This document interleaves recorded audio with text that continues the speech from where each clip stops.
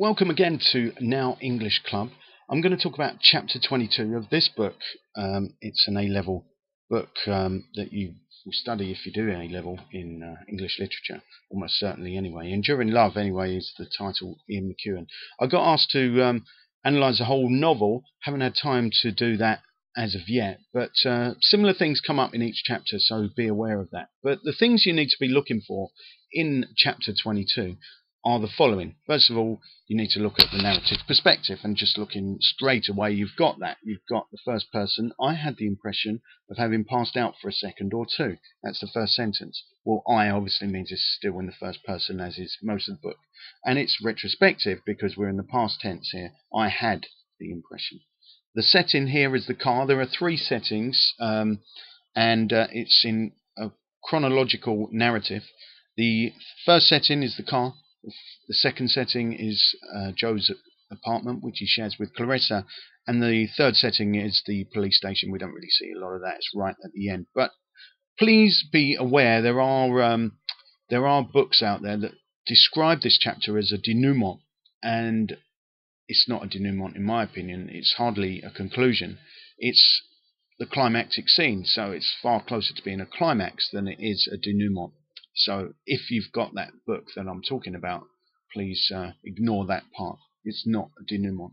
So looking at the text in detail, one thing to notice is the amount of dramatic action verbs, which you would expect, of course, in a climax. You're going to get that, aren't you? I shifted from second to fourth and dropped my speed. Well, dropped isn't so much a dramatic action verb as shifted, because you can clearly feel or you can imagine, let's say, the driver shifting gear, and driver in this case is Joe. He's shifting gear, so it's actually a verb which signifies a movement, and there's plenty of them, as you would expect.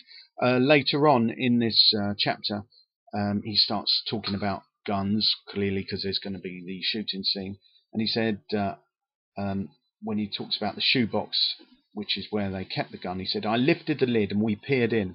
And then he says, "As I lifted it up and aimed it through the windscreen, I turned the gun over." And going back to aimed for a moment, he uses aimed when he actually shoots Jed, but there aren't that many dramatic action verbs in that climactic scene within the chapter, so you might want to question that. Why aren't there? My first take on it would be perhaps McEwan wants Joe to seem almost blameless for his action. That would be my take on it. Another thing to note is there are a number of time references, particularly on the first page, which is 204. Most of the stuff I've been talking about so far is 204 or 205 when it came to the guns, but 204 contains, he says, when he's talking to Clarissa and to Parry on the phone, he says, "It's going to take me a couple of hours." So there's a first time reference there for you. And then he describes Clarissa as a speaking clock. So quite an interesting thing to say of a very emotional person, to describe her as a speaking clock, when of course the logical, reasonable, rational one has always been Joe, or he would like to think so. He's had obviously these emotional outbursts. Who wouldn't under the pressure he's been under? But for him to describe his girlfriend under intense pressure as a speaking clock is interesting in itself. It becomes quite quickly like a stereotypical psychological thriller, and obviously genre is something you might want to explore in your answer. And the other genres being the crime novel, a love story, it could be a number of other genres possibly, but I find it, it's stereotypical in that we've got the hostage plot playing itself out, and then we've got Clarissa talking, and then Jed takes the phone from her. He said, "You got that? You won't let me down now, will you?" Talking to Joe. And then Joe replies, "Listen, Parry, I'll do whatever you want." I mean, it's all very stereotypical. The fourth voice comes in, and that's Johnny's voice. So do mention that there are a number of voices in this chapter, because of course it does increase the pace of the action in a sense, and the suspense perhaps more than the action, because all this is taking place over the phone. But Johnny Johnny then muscles in, murmuring, "Trouble at home," he murmurs sympathetically. So yeah, so we've got those dramatic action verbs that follow Johnny's first first first the first time when Johnny actually speaks in the thing. But then we get the semantic field or lexical field of guns as Johnny explains weaponry to Joe. He says it's a 10-shot. It's a Browning 9mm. I like this polyamide grip better than walnut, really. So that's page 205. So note the semantic field. Then we slip into the semantic or lexical field of evolutionary science as Joe kind of takes over again, takes over his own narrative, if you like. Up until then, it's kind of been shared with Jed. Jed's had his chance to express himself, as has Clarissa and also Johnny. But here we hear what's going through Joe's mind, and once again, it's a sort of an educated digression, really, with measured language and certainly very scientific. He said, at another time I might have been drawn to elaborate the evolutionary perspective drawn from game theory, that for any social animal, always cheating was a sure route to extinction. It's a quite strange digression, really, given the pressure he's under. But look out for those words like might and would and could and should, because, of course, they're all modal verbs. There's a number of them in that particular paragraph. I'll point out some more to you later on. There's on 208. There are quite a few. He says, in what is, I feel, is just after what is almost like a car chase when he's in a rush to get back to his apartment. He's saying, he's talking about possible outcomes, which increases attention. He says, fine, if I could find someone to dispatch an elite squad to abseil in on Parry and overpower him before he could do harm. What I'd get, though, what I would get, that's obviously a contraction. What I'd get, though, if I was lucky to reach their level with a phone call, would be Linley or Wallace. So he's set up an alternative outcome there. And then, of course, that's just before we reach the second setting, which is indeed Joe's apartment, which he shares with Clarissa. But just prior to that, I was going to mention, I'm going to mention it now purely because I might forget otherwise. I think McEwan kind of teases us with fake foreshadowing. I haven't read about that anywhere, but that's just my take on it, because he says here, I prefer the earthbound scale of the biological. Well, it's not proper foreshadowing, but as soon as he started talking about the earth and defecating in it, I really took that to mean that somebody was going to die in the scene, which clearly was going to come about in the not too distant future. So that was how I saw it. And then, of course, we've got the allusion to the fall of Adam, and he says this: it was our own complexity that had expelled us from the garden.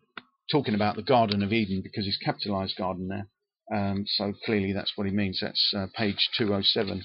And again, we've got another time reference on 209. What you want to make of that, I'm not too sure, but I think it just really increases the tension, because there's a couple of time references actually. It says on 209, we looked at each other and she closed her eyes for half a second. First time reference there on that page, I believe. Which I took to mean it was bad. He was bad. Watch out. So there's all these references to time, and it does kind of speed things up. And there is that compression that all the action takes place over a very short period of time. So that's something else you might want to mention in your essay answer. Modal verbs come back again on 210. I thought I could smell the sweet grassy tang. Then he says, I couldn't help myself yawning, and he must have thought I was being very cool. So again, the modal verbs, I think in this particular case, the modal verbs are not particularly significant, so I wouldn't necessarily use that as an example. There are echoes of Vincent van Gogh when, of course, Jed does what he does. Prior to getting shot, he said, this is the narration, he brought the tapering point of the blade right up under his own earlobe, almost as if he was going to slash it off, you might say, very much like the artist Vincent van Gogh. So in a sense, perhaps there's a lot of role reversal. It feels like, because if he's being the artist and Clarissa is being the rationalist, her attitude being like a speaking clock suggests that. Then what of Joe? What is Joe being? And he actually says, it seems like he's giving up on the world of logic. He says, in a world in which logic was the engine of feeling, this should have been the moment, see a modal verb there, this should have been the moment when Clarissa stood, when we moved towards each other and folded into each other's arms with kisses and tears and conciliatory murmurs and words of forgiveness and love. A lot of ands in there and a very long sentence. So he really alters the pace a lot, and of course this is right after the shooting. And as I said before, the interesting thing about the shooting is the lack of action verbs. There's only the one. I aimed at his right side, away from Clarissa. And then you hear about the explosion and so on. And next I saw the knife on the floor. Well, where is that action verb there? There isn't one. So then we get on to his self-conscious storytelling, which again is going on throughout. Very much metafiction, if you like, because he says the narrative compression of storytelling, especially in the movies, beguiles us with happy endings into forgetting that sustained stress is corrosive of feeling. It's the great deadener. So he kind of explains what's happened to Clarissa. It's just the fact that she's emotional, and the emotion has made her almost rational. It's quite bizarre, but yes, he also mentions about logic. And he says logic would have been inhuman. So perhaps he's seeing his own faults, really, that he's not, he's perhaps been reductionist, he's not allowed emotion to influence him enough, or not recognised it for what it actually is until this point. So it is a turning point, perhaps, for Joe emotionally. You've almost got free indirect speech in 214 because interestingly, the narration has the following words, most of the following words capitalized. Possession of an illicit firearm and malicious wounding with intent. No verb there, just straight from a police report. So that's an interesting way of narrating. And then we've got the third setting, my third visit to a police station in 24 hours. The third in my life. Again, where's the verb? There is no verb. And he ends the chapter by saying, perhaps we really were finished. So, as I said, it's hardly a conclusion. He leaves us again with a kind of cliffhanger. We're wondering, are they or are they not finished? And that, of course, relates to the whole love story theme. But anyway, if you've got any ideas, anything you want me to do on this podcast, do give me a shout, and I look forward to hearing from you.